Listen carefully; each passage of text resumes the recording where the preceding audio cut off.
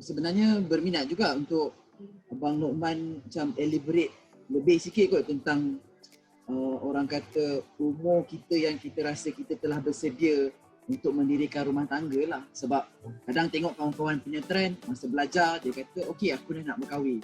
Ataupun right after belajar, orang kata baru start bekerja, dia kata okey aku nak berkahwin. Macam kadang-kadang saya sendiri rasa macam di mana datang keyakinan dia untuk mendirikan rumah tangga tu. Macam tu. Kayaknya bila lelaki tu decide untuk kahwin lah kan. Betul. Macam mana Abang Nukman? Bila dia ready nak kahwin ni? Okey, Abang Nukman share sikit boleh? Ada statistik menunjukkan bahawa lelaki dan perempuan ni, orang yang kita panggil lelaki dan perempuan yang tak berkahwin ni, semakin lama semakin tinggi usia dia. Maksudnya dia tak berkahwin tu sampai umur dia berapa?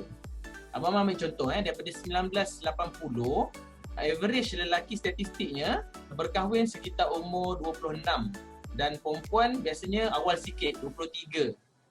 Ni statistik daripada ada pembentang dia adalah orang yang biasa dengan family ni lah, family punya representation ni.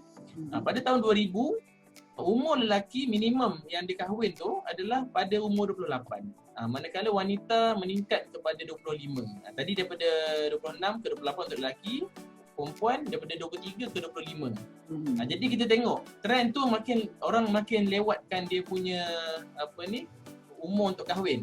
Ada reason dia biasanya. Sebelum kita pergi yang ke arah apa yang kita kena ready untuk fasa perkahwinan kan, kita kena tahu dulu orang semakin lama kalau tengok trend meningkat dia punya umur minimum yang dia kahwin. Okey. So bila abang nak cerita pasal ready ke tak ready ni, jadi kita kena tahu dulu yang statistik ni menunjukkan bahawa orang semakin lama semakin takut untuk berkahwin awal. Itu takut, yang statistik ni menunjukkan bahawa orang semakin takut untuk berkahwin awal sebab takut komitmen, takut tak mampu nak bahagikan ibu bapa. Ada banyaklah faktor. Ada macam-macam.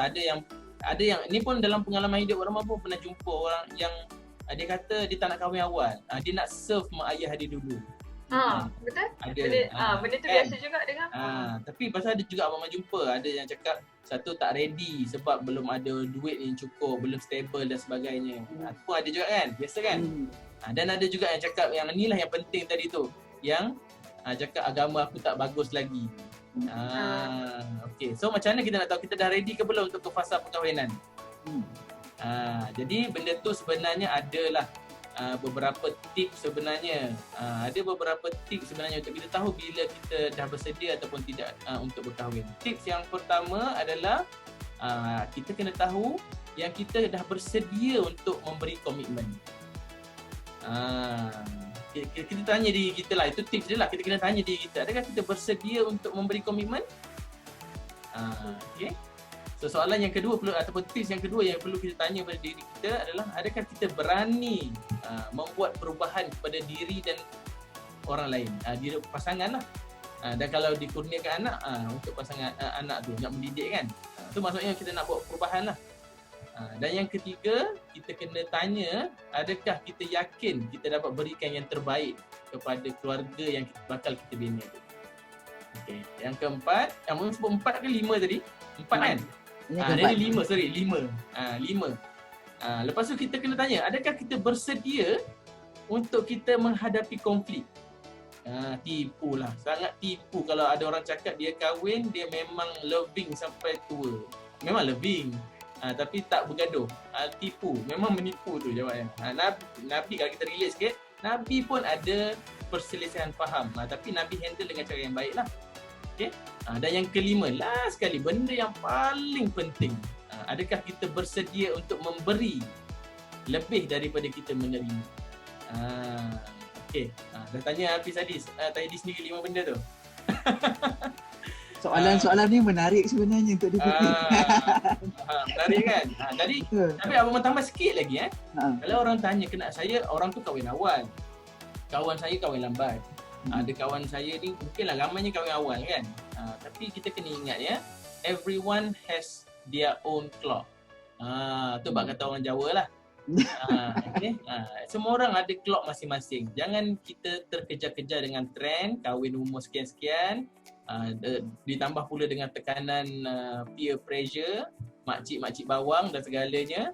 Benda tu membuatkan kita macam, kalau aku tak kahwin, aku tertinggal. Jangan rasa macam tu. Masing-masing ada clock masing-masing dan Tuhan tahu bila awak sesuai kahwin.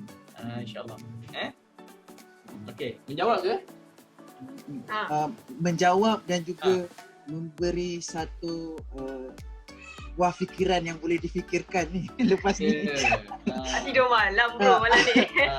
Tapi saya suka yang nombor 4 tu. Adakah kita bersedia untuk menghadapi konflik? Itu menarik sebenarnya. Ya. Sebab perkahwinan ni Adi, memang sebenarnya konflik management.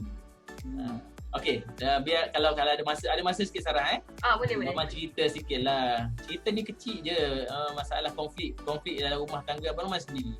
Abang Rahman orang yang jenis OCD. Bolehlah ada masalah OCD. Kalau dulu masa dekat asrama, hanger tu kena sama color, jarak antara hanger ke satu hanger tu kena sama. Dan dia mengganggu lah. Tapi Abang Rahman cuba belajar untuk kurangkan. Alhamdulillah, memang masa belajar kat universiti dapat buang lah sikit. Memang kalau siapa kenal yang Abang Rahman katil, orang panggil stres. Memang tak boleh lah orang duduk tu dengan kita sekali tak boleh duduk. Bahayanya Abang Rahman punya OCD ni. OCD lah kot Okay. So Abang Rahman punya cara untuk memberus gigi kalau kita keluarkan ubat gigi, kita akan picit daripada bawah. Betul tak? Betul. Okey. Hari pertama Abang Rahman kahwin, wife Abang Rahman picit daripada tengah.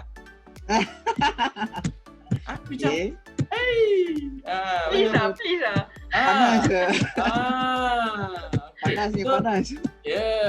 Benda tu baru satu tu. Tapi ada banyak benda lagi. Dan Abang Rahman terpaksa toleransi dengan dia. Maksudnya, Abang Rahman kalau faham konflik management sama ada kita berkata ataupun tak berkata lah. So Abang Rahman ambil pendekatan masa tu untuk tidak menegur apa-apa dan Abang Rahman menerima sahaja cara dia buat pada ubat gigi tu lah. Dan Abang Rahman dapat kurangkan satu konflik. Itu baru satu bis. Ada banyak lagi benda lain yang Abang Rahman terpaksa adapt.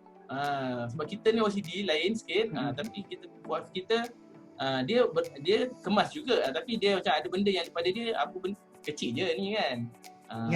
Ingatkan konflik tu bermula dengan kewangan ke apa bermulanya? Tak ubat gigi.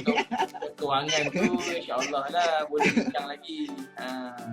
Tapi yang ni sekecil-kecil benda tu pun kita Hafiz tahu tak? Kalau di dalam agama, tahu tak statistik kenapa orang bercerai? Ubat gigi. Dan reasoning dia memang kelakar. Benda ni ada keluar dalam surat khabar itu lama dah lah. Tapi apa bergaduh pasal tak basuh pinggan, bergaduh pasal tak basuh berak anak dan sebagainya. Benda-benda kecil lah kita panggil kan. Kecil je benda tu tapi bercerai. Jadi kalau kita tak pandai handle konflik yang bab ni je, mungkin boleh menyebabkan kegoyahan rumah tangga kita. Nampak kecil. Tapi sebenarnya kalau orang lelaki lah, adik-adik banyak mengalah je lah. Okey, tips menarik tu. Banyak mengalah je lah, dengar je lah, tak ada apa. Okey. So daripada segi kesediaan tu, boleh saya dapat ada dua lah. Yang pertama, setiap orang ada dia punya clock dia yang tersendiri lah. Jadi jangan rasa kita nak kena ikut trend, kita kena kenal diri kita.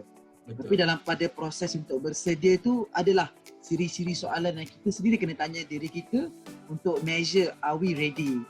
Contohnya adakah we are willing to take more responsibility, adakah kita willing untuk berubah ataupun daripada segi sejauh mana kita pandai untuk menguruskan konflik lah. So kalau kita dapat jawab soalan-soalan itu dengan matang, dari situ sendiri kita boleh measure are we ready or not lah. Dan masa itulah kita boleh bergerak ke pasal yang seterusnya. Menarik.